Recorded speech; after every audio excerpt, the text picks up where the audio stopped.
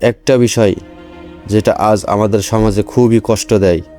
কোরবানির দিন যখন আমরা মাংস নিয়ে ব্যস্ত থাকি, ফ্রিজ ভর্তি করতে ব্যস্ত থাকি, কার বাসায় কত মাংস পাঠাবো সেটা নিয়ে ব্যস্ত থাকি, ঠিক তখনই কিছু মানুষ প্যাকেট হাতে দাঁড়িয়ে থাকে, চোখে অপেক্ষা। হয়তো সারা বছর তারা ভালো করে মাংস খেতে পারে না, কিন্তু আমরা অনেক সময় পাশ কাটিয়ে চলে যাই, তাদের দেখেও দেখি না।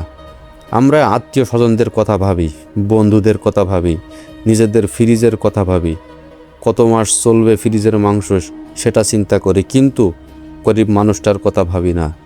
অথচ একবার ভাবুন, সেও মানুষ, তারও সন্তান আছে, তার ঘরেও ছোট ছোট বাচ্চা আছে, তারা অপেক্ষা করছে হয়তো আজ একটু মাংস নিয়ে আসবে। হজরত মুহাম্মদ সাল্লাল্লাহু আলাইহি ওয়াসাল্লাম আমাদের শিখিয়েছেন, মানুষের প্রতি দয়া ছাড়া ঈমান পূর্ণ হয় না।